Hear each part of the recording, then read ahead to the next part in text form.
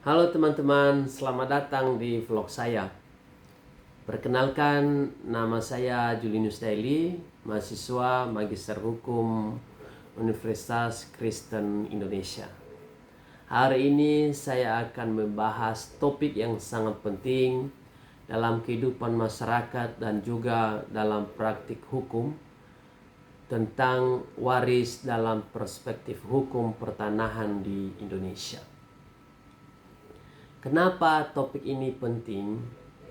Karena sebagian besar konflik pertanahan di Indonesia justru berawal dari masalah warisan.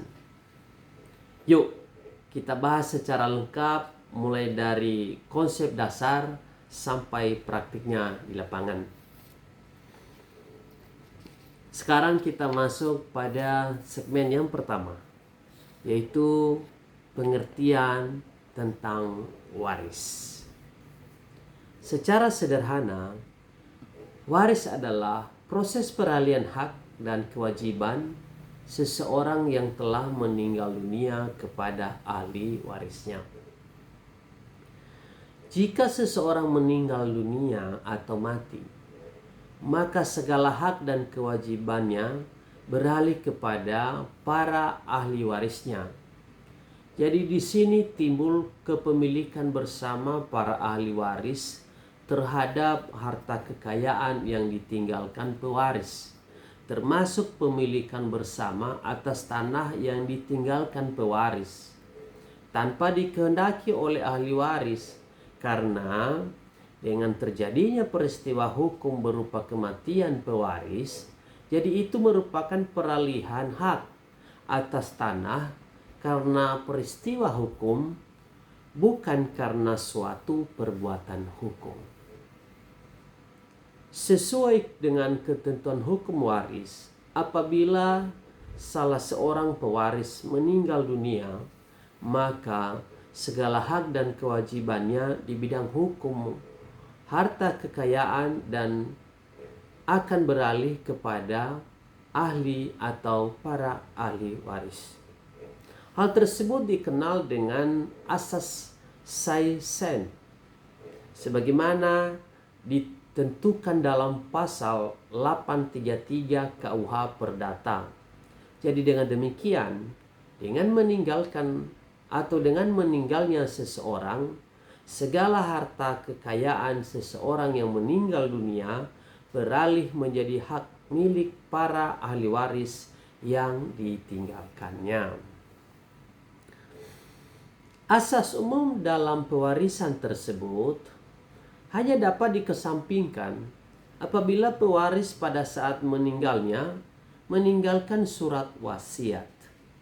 Untuk membuktikan siapa-siapa yang menjadi ahli waris, pewaris, maka akan dibuat surat keterangan waris atau akta keterangan sebagai ahli waris.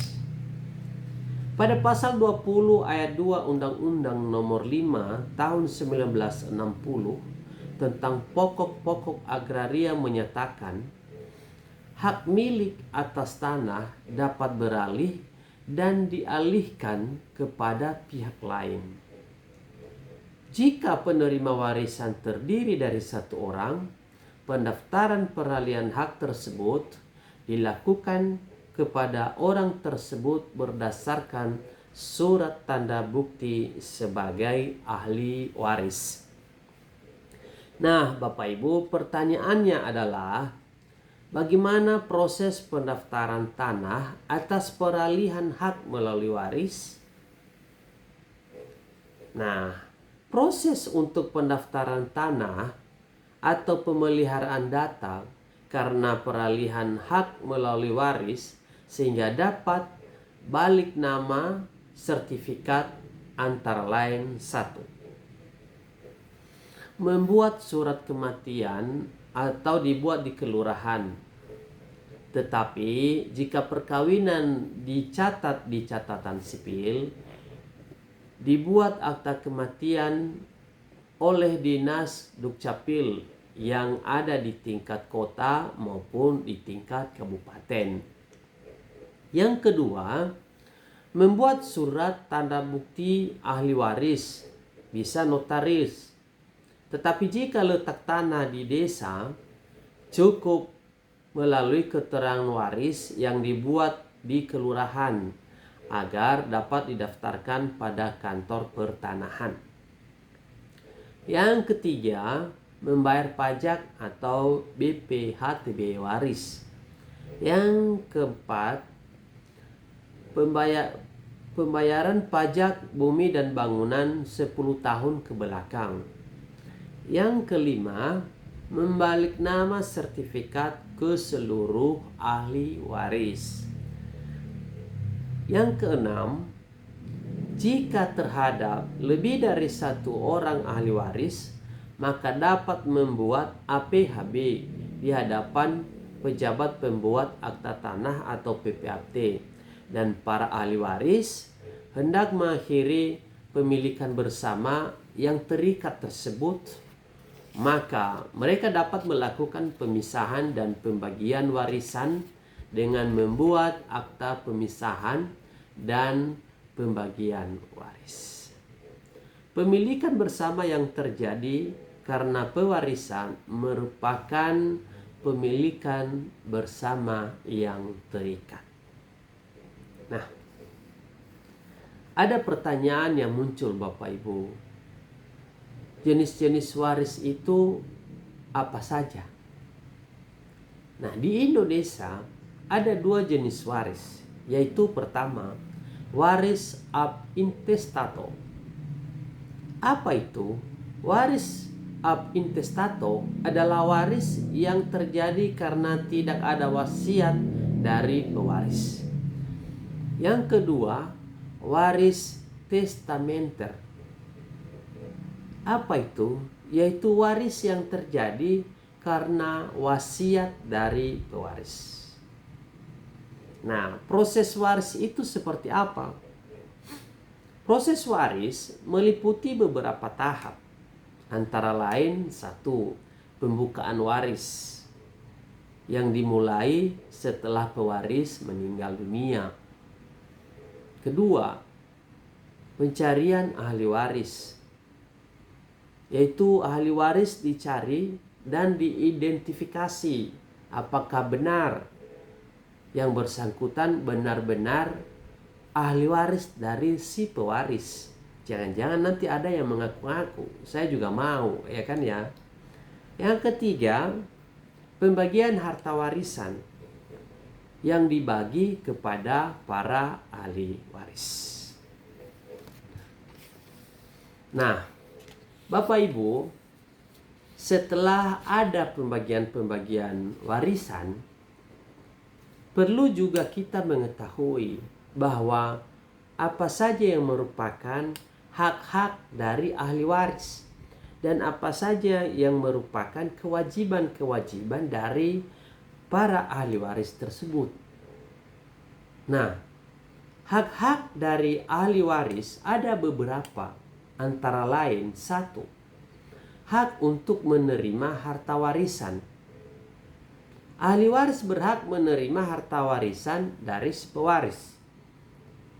Yang kedua, hak untuk mengurus harta warisan, yaitu ahli waris berhak mengurus harta warisan si pewaris.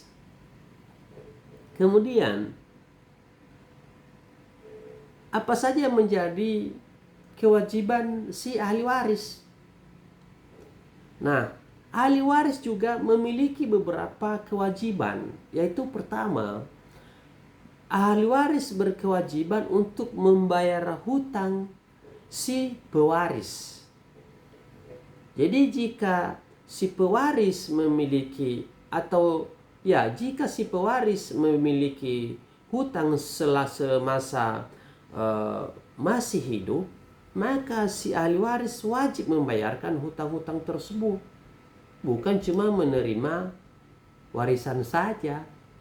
Nah, kemudian si pewaris atau para ahli waris berkewajiban untuk menghormati wasiat yang telah dibuat oleh si pewaris sebelum si pewaris meninggal dunia. Jadi jika si pewaris sudah menuliskan wasiat, misalnya anak pertama seperti ini bagiannya, anak kedua seperti ini bagiannya, istri seperti ini bagiannya. Nah, apapun yang telah diwasiatkan oleh si pewaris, maka seluruh para ahli waris, baik istri ataupun anak-anak ataupun yang lainnya, wajib menghormatinya, tidak boleh memprotes.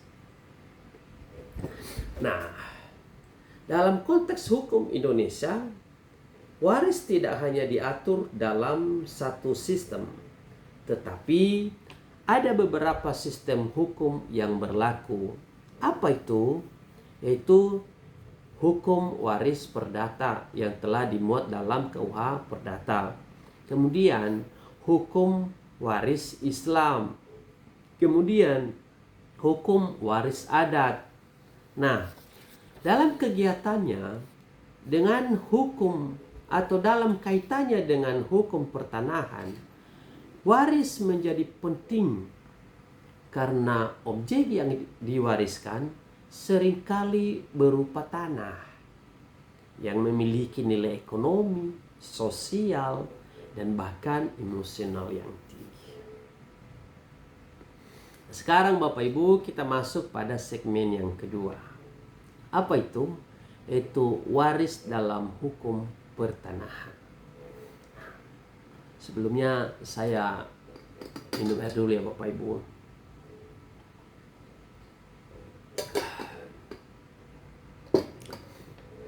Nah, kita lanjut Bapak Ibu. Dalam hukum pertanahan, waris berkaitan dengan peralihan hak atas tanah. Dasar hukumnya bisa kita lihat dalam Undang-Undang Pokok Agraria atau UUPA dan juga dalam peraturan pemerintah tentang pendaftaran tanah. Ketika seseorang meninggal dunia, maka hak atas tanahnya tidak hilang, tetapi beralih kepada para ahli waris. Jenis hak atas tanah yang bisa diwariskan antara lain hak milik, hak guna usaha atau HGU, hak guna bangunan atau HGB, dan hak pakai. Namun, yang paling umum diwariskan adalah hak milik. Nah, sekarang kita masuk pada segmen berikutnya, yaitu proses pewarisan tanah. Bagaimana proses pewarisan tanah? Mari kita simak. Proses pewarisan tanah tidak terhenti hanya pada pembagian secara keluarga. Ada proses hukum administratif yang harus dilakukan. Berikut tahapannya, yaitu pertama, harus ada penentuan ahli waris siapa saja yang wajib menerima warisan. Kedua, bisa melalui surat keterangan waris. Kemudian bisa berdasarkan hukum yang berlaku seperti hukum adat, hukum Islam, dan hukum perdata. Kemudian pembagian warisan juga bisa melalui musyawarah keluarga atau melalui putusan pengadilan jika terjadi sengketa. Kemudian balik nama sertifikat tanah yang dilakukan di Badan Pertanahan Nasional atau BPN. Ini penting Bapak Ibu. Kenapa? Agar ada kepastian hukum. Tanpa proses ini, tanah bisa menjadi sumber konflik di kemudian hari. Nah, itu segmen yang ketiga. Sekarang kita masuk pada segmen yang berikutnya, yaitu apa saja permasalahan waris tanah di Indonesia. Dalam praktiknya, ada banyak sekali masalah yang sering terjadi, yaitu sengketa antar ahli waris, kemudian tanah belum bersertifikat, kemudian sertifikat atas tanah atas nama orang yang sudah meninggal, kemudian pembagian yang tidak adil, kemudian kurangnya pemahaman hukum. Bahkan banyak kasus di mana satu bidang tanah bisa diperebutkan oleh beberapa pihak selama bertahun-tahun, Bapak Ibu. Ya. Nah, bagaimana solusi dan pencegahannya? Solusi dan pencegahan permasalahan tersebut ada beberapa langkah yang bisa dilakukan. Pertama, membuat wasiat yang jelas. Kedua, melakukan pendaftaran tanah sejak awal. Ketiga, menyusun akta pembagian waris. Berikutnya, melakukan balik nama sertifikat segera. Berikutnya, mengedepankan musyawarah dari keluarga. Dan yang paling penting, harus ada kesadaran hukum sejak dini. Nah, analisis secara singkat. Jika kita lihat dari perspektif hukum, waris dalam pertanahan menunjukkan adanya pluralisme hukum di Indonesia. Kebutuhan harmonisasi antara hukum adat, agama, dan negara. Pentingnya kepastian hukum dalam administrasi pertanahan ini. Hal ini menjadi tantangan sekaligus peluang bagi kita sebagai magister hukum untuk memberikan kontribusi dalam pembaruan hukum ke depan. Nah, sebagai penutup Bapak Ibu dan teman-teman semuanya, apa saja tips untuk menghindari masalah waris? Saya ada beberapa tips untuk menghindari masalah waris. Antara lain satu, buat wasiat yang jelas dan sah. Kedua, komunikasi dengan para ahli waris. Komunikasi dengan ahli waris untuk memahami keinginan pewaris.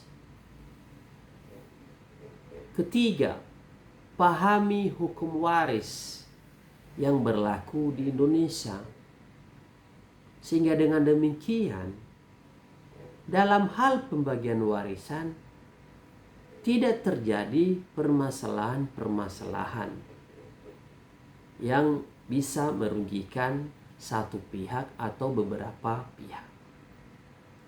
Waris dalam hukum pertanahan bukan hanya soal pembagian harta, tapi juga tentang kepastian hukum, keadilan, dan keharmonisan di dalam keluarga. Nah, Bapak Ibu, demikian saja pembahasan mengenai waris pada vlog kali ini. Semoga vlog ini bisa membantu kita semua memahami pentingnya pengelolaan warisan tanah secara adil dan benar. Terima kasih Bapak Ibu sudah menonton dan juga kepada teman-teman semua. Saya Julius Nelly, sampai jumpa di vlog berikutnya. Salam sukses.